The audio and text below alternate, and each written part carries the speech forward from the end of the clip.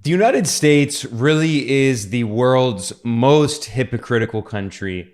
We can see this in many different ways when Washington lectures other countries about human rights and democracy, considering that the United States wages war around the world. The US has 800 foreign military bases, and the United States has around 4% of the global population, and yet 20% of the world's entire prison population. But another clear example of this hypocrisy, and one that is increasingly common, is Washington accusing other countries of not doing enough to fight climate change. This is especially ironic given that if you look at the data going back to 1750, the United States historically has been the largest contributor to climate change on all of planet Earth, cumulatively emitting more carbon dioxide, that is CO2, than any other country. In the past few years, as China has developed economically and become the world's manufacturing superpower, responsible for nearly 1/3 of global manufacturing, I'm going to put in the description below the link to a video in which I discuss that historic transition.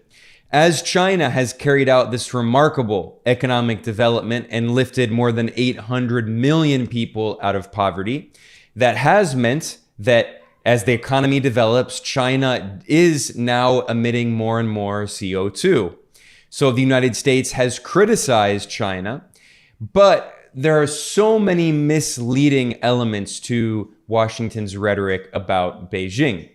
One of Washington's favorite talking points to attack China is the fact that China has become the world's largest net emitter of CO2. However, I need to emphasize net because that does not take into consideration the importance of the size of the Chinese population.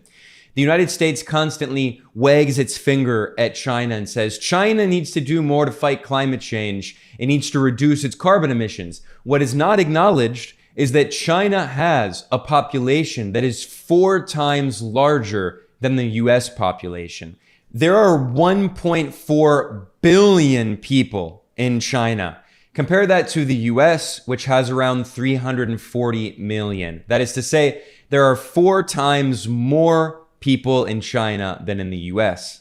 So if you look at per capita CO2 emissions, that is by head per capita, that is, you take the total emissions and divide it by the number of people in the country, you can see that the United States has led the world in carbon emissions. And this is not something recent. This goes back well over 100 years. The most recent data from 2021 shows that the US still emits nearly twice as much carbon per capita as China does. So when you hear people in the United States and other Western countries criticize China for carbon emissions, keep in mind once again the size of the population.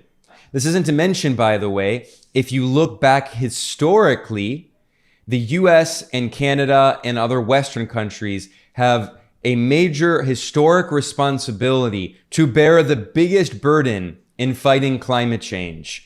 Because if you look at China's per capita carbon emissions, it wasn't until 2005 that it passed the world average.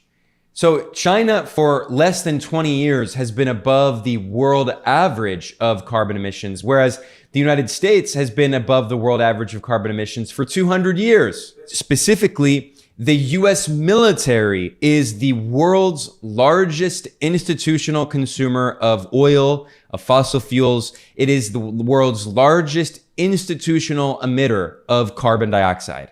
I'm going to read here from a report in Mother Jones that cites a political scientist at Oxford University, Netta Crawford, who pointed out that the US Department of Defense, that is the Pentagon, is the single largest institutional fossil fuel user in the world. Since 2001, the US military has been responsible for 77 to 80% of US federal energy consumption. That is 4/5. The Department of Defense maintains more than 560,000 buildings on about 500 bases around the world. That is according to certain official data that they're citing. In reality, other studies have shown that the US military has around 800 foreign military bases. But the point is that we're talking about over 500,000 buildings that they, of course, have air conditioning in. And furthermore, the article also adds that, like a Goliath multinational corporation, the US military relies on an extensive network of fossil-fueled ships, trucks, planes, and other vehicles to support its operations, from dropping bombs to delivering humanitarian aid, all of which makes the military a key contributor to climate change and one of the largest polluters in human history. So this is peak hypocrisy. It is the wealthy imperialist countries concentrated in the global north that have a historic debt to the rest of the world, to the global south, to carry out reforms and implement renewable energy policies and reduce their carbon emissions, because they became rich through war, through colonialism, through exploitation of fossil fuels. And yet now they're lecturing countries in the global south that want to develop economically and saying that they have an equal responsibility to fight climate change. Now, this is ridiculous, and this is why many countries in the global south are demanding climate reparations. They recognize the need to fight climate change. Climate change is a very real threat. We see it everywhere we look, with more and more extreme weather, hurricanes, floods, tornadoes, very hot weather, droughts. This is affecting everyone around the world, but in particular, by the way, it is affecting the global south countries that were colonized by the wealthy colonial countries, imperialist countries in the global north. And yet those countries in the north are lecturing in relatively underdeveloped countries in the global south, telling them that they have an equal responsibility. No, this is not how the transition toward renewable energy should work.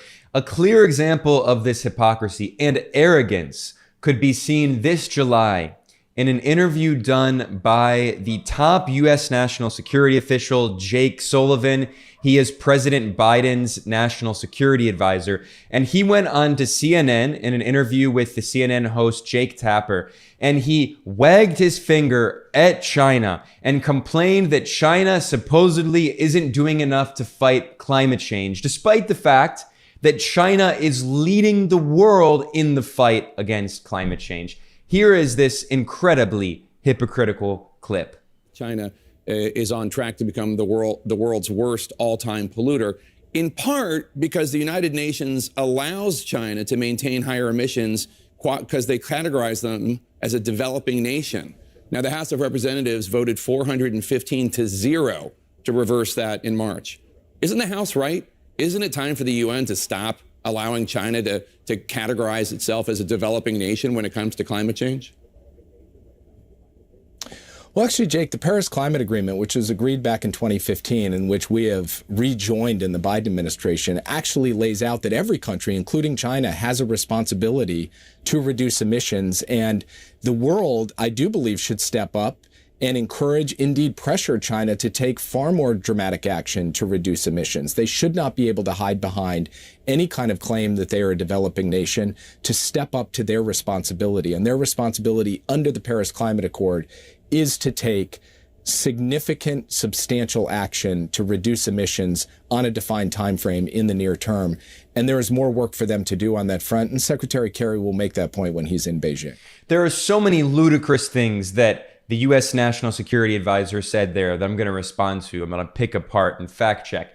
First, I just want to start with his remark that China can't hide behind the claim he said that China is a developing nation, as if China is not developing. China absolutely is a developing nation. And China was partially colonized by numerous powers, not only Japan, including by the United States, by the way, over the century of humiliation that ended with the revolution in 1949. Let's not forget, as recently as 1900, which was not that long ago, the US was part of the so-called 8-nation alliance that invaded China and militarily occupied the capital, Beijing. There are photos from 1900, 1901 of US soldiers, British soldiers, Japanese soldiers, Tsarist Russian soldiers, other European soldiers militarily occupying the Chinese capital. The United States was part of that. And then the US was part of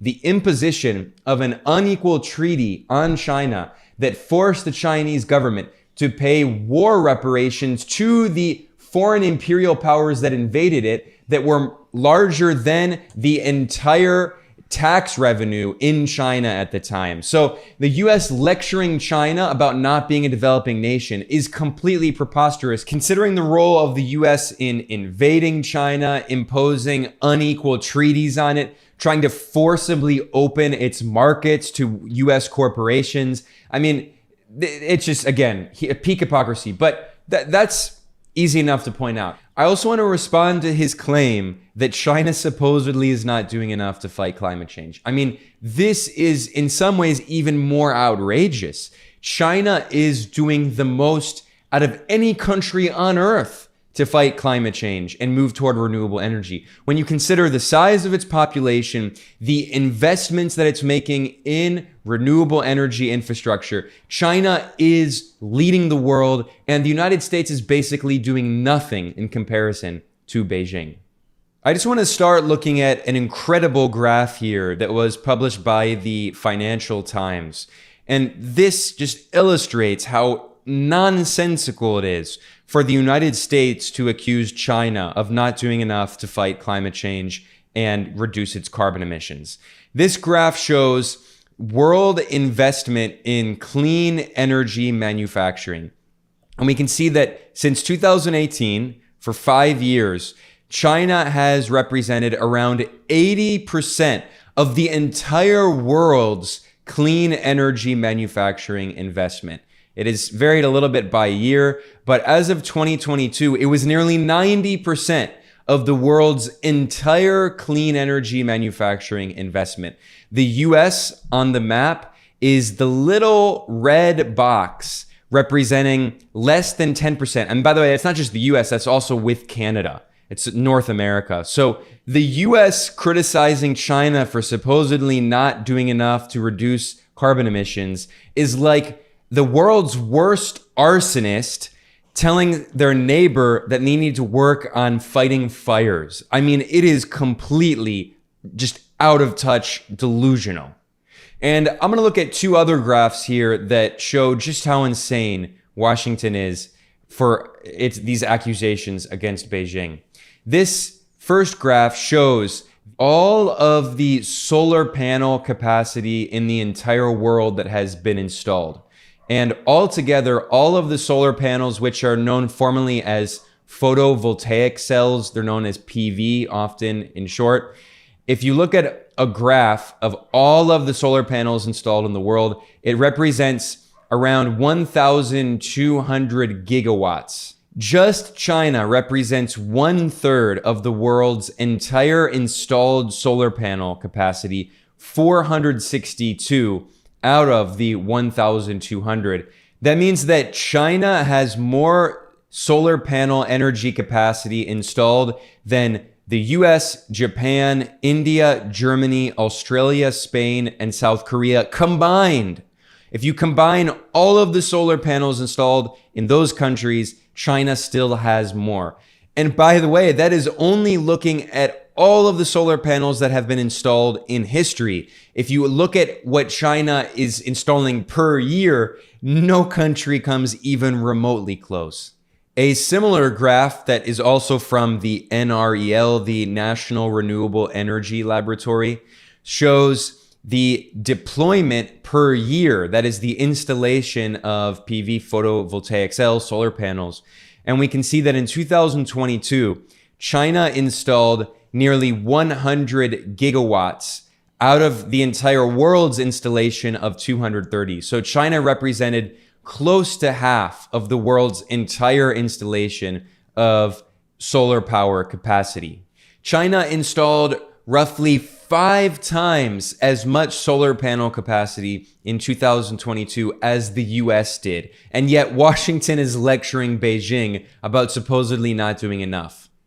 This is a report in the renewable energy industry focused website Clean Technica that notes that in 2022, 44% of all of the new electricity capacity installed in China came from solar power. China was responsible for 42% of all of the solar power capacity installed in the entire world in 2022. Moreover, if you combine all of the solar power capacity and the wind power capacity installed in China in 2022, it represented roughly 2/3, 64% of all new electricity capacity. This is the 7th year in a row that solar and wind have combined to lead China in new power capacity additions. And at the same time, by the way, coal and fossil gas had their worst result in more than a decade. Now, among critics of China, it's common to hear them criticize China's use of fossil fuels and coal. And it is true that China does still use coal, although the reality is that over time, it's going to decrease the amount of fossil fuels and replace those with renewable energy. China is still a developing country, despite Jake Sullivan's insistence to the contrary. China is still developing, and many countries in the global south are simply trying to provide electricity to poor people in rural areas. China has had a massive poverty reduction campaign to lift 800 million people out of poverty. And part of that includes providing electricity, water, clean potable water, healthcare services, education. A lot of people in the global north don't even think about that because they're living in developed countries that developed through war and slavery and exploitation and imperialism and colonialism. Whereas many people in the global south, a lot of poor people, especially in Latin America and in many parts of sub-Saharan Africa, don't have access to electricity or clean water. So obviously, if the country is trying to simply get out of poverty and develop, it's going to try to use any form it can to do that. But China is, as it develops, also moving toward renewable energy at a breakneck speed that no other country on earth comes even remotely close to, including the United States, which is criticizing China for supposedly not doing enough. Again, the hypocrisy is ridiculous. Here's a report from Bloomberg in May 2023. China's solar boom is already accelerating past last year's record surge. It notes China's solar sector is accelerating an already world-beating pace of installations. I want to repeat that. World-beating pace of installations. China installed almost 3 times the volume of solar capacity in the first 4 months of this year than it did in the same period in 2022. It is on track to add more solar panels this year in China than the entire total in all of the United States ever installed in history. I want to repeat that. China in 2023 is likely going to install more solar panels than the US has ever installed in its entire history. I want to repeat that for emphasis here. China is on the path this year in 2023 to install more solar panel capacity than the United States has ever installed in its entire history in all parts of the US. And yet, US National Security Advisor Jake Sullivan has the gall to accuse China of supposedly not doing enough to fight climate change and reduce its carbon emissions. Again, it is like the worst arsonist in the world accusing his neighbor of not doing enough to fight forest fires. I mean, going back to this Bloomberg article, there's a graph here that shows how in the past 3 years, well, 2 years, 2021, 22, and this year, 2023, China has continued to break its record by installing more and more solar panels. And the article estimates that China could install 154 gigawatts of solar capacity in 2023. The US, in all of the country, in all of its history, has only ever installed 144 gigawatts. And by the way, it's estimated that China next year could install 200 to 300 gigawatts of solar capacity. That means that next year, according to this report in Bloomberg, China may install twice as many solar panels in 1 year than the US has ever installed in its history. I mean, the pace of China's transition to renewable energies is absolutely incredible.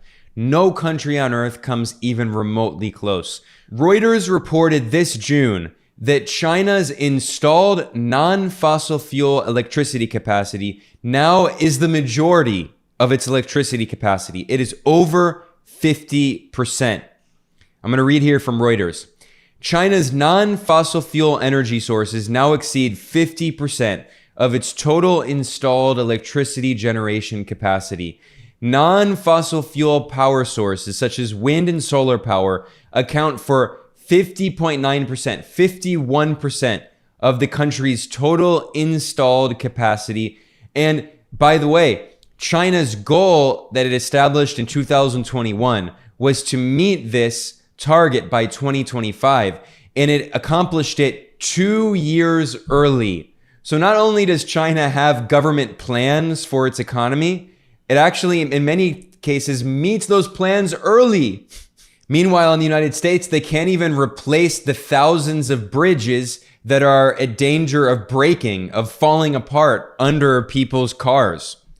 The way the Wall Street Journal put it is China is undergoing a green revolution, and it is quietly succeeding. I should point out, the Wall Street Journal is in no way sympathetic to China. It's very critical of China. And yet they acknowledged in this report that China, this is from June of this year, China added 62 gigawatts of solar and wind power capacity in the first 4 months of this year. In comparison, the country added only around 26 gigawatts during the same period in 2022. So that's 2 times more than last year. It notes that China's solar capacity has risen by 44% since the end of 2021.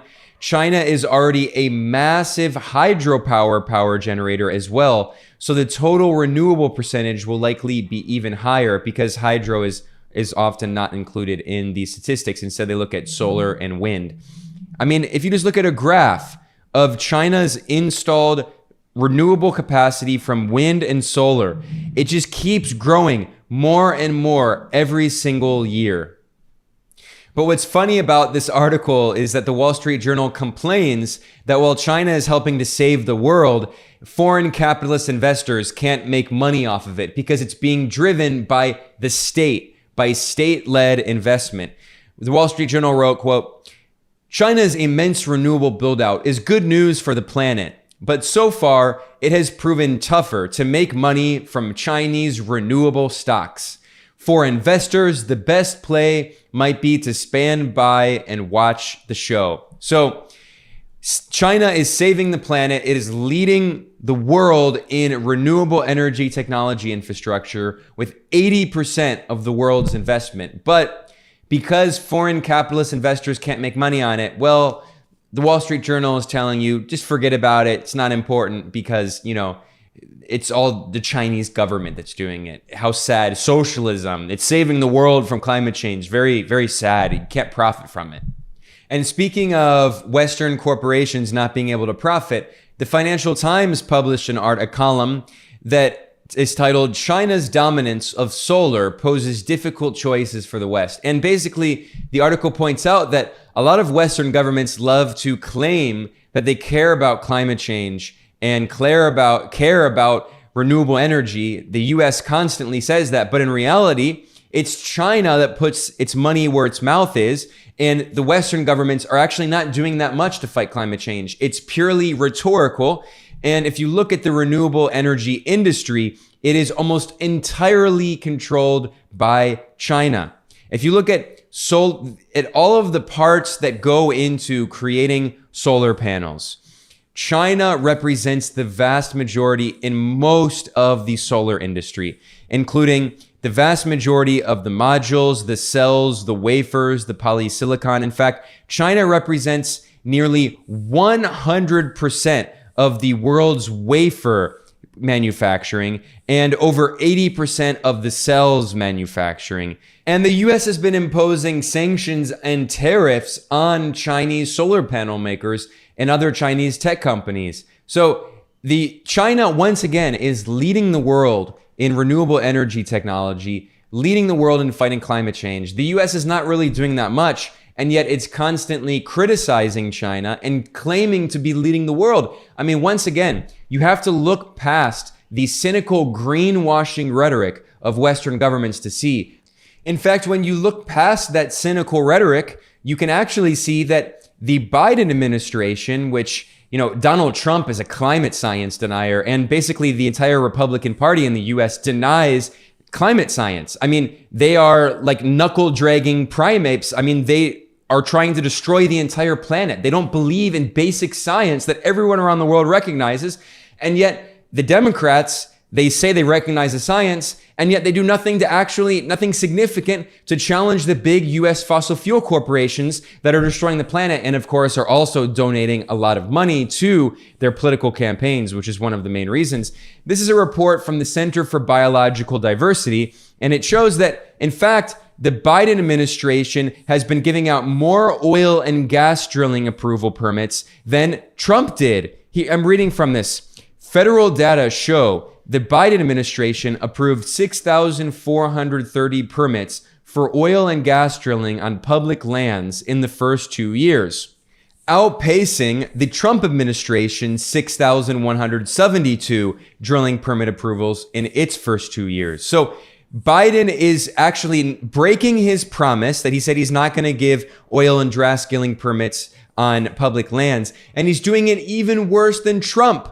And the article, this press release notes that, quote, the Biden administration's policy of fossil fuel expansion contradicts the clear climate science that fossil fuel growth must be stopped and governments must phase out fossil fuels to avoid the most catastrophic consequences of climate change. However, I would add that it's specifically the wealthy imperialist countries in the global north that already developed. Telling global south countries they have to do it is not fair because they have not been able to develop. There is a burden on the global north. They need to pay climate reparations so poor countries can develop. But again, the hypocrisy of the Democrats shows that while they'll criticize the Republicans rightfully for not believing in basic science as the world is cooking around us and they're risking killing billions of people. And this is an important point. It's not going to be the rich people in the global north that suffer the worst catastrophic effects of climate change.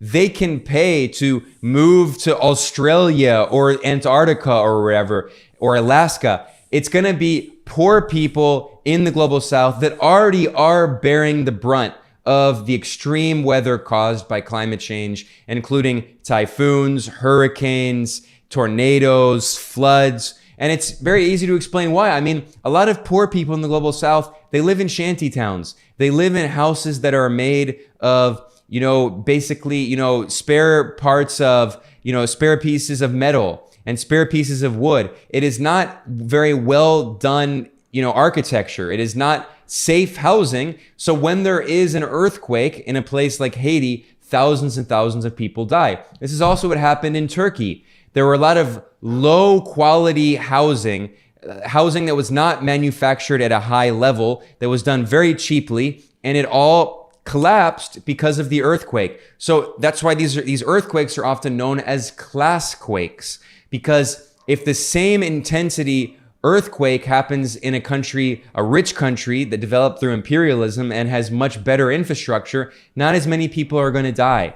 So the point is, once again, there is a burden on the wealthy imperialist countries in the global north that are not doing that much to fight climate change, and yet they lecture countries like China and the global south, which are leading the world in the fight against climate change. I mean, I've made my point again and again here. I just really wanted to stress that the wealthy capitalist countries in the global north that developed through imperialism have a climate debt to the global south, and they owe the global south reparations if they actually do want to fight climate change, if they do want to make this planet livable. And let's see them put their money where their mouth is. Instead, they prefer lecturing their adversaries for supposedly not doing enough. While the US continues to wage war around the world, the US military being the world's largest institutional emitter of greenhouse gases, of carbon dioxide, the largest consumer of fossil fuels. I mean, again, as I began this analysis saying today, the United States is the most hypocritical nation on earth. With that, I'm going to conclude. I'm Ben Norton. This is Geopolitical Economy Report. Please, on whatever platform you're watching or listening, subscribe, especially if this is YouTube. It helps to promote our material in the algorithm. Please subscribe. And if you want to support the work that we do, we don't have any big donors. We don't have any institutional sponsors. We rely entirely on viewers and listeners like you, small donations. Please consider going to geopoliticaleconomy.com/support. And there are several ways you can donate. The best way is you can become a patron over at patreon.com/geopoliticaleconomy. I want to thank everyone. I'll see you next time.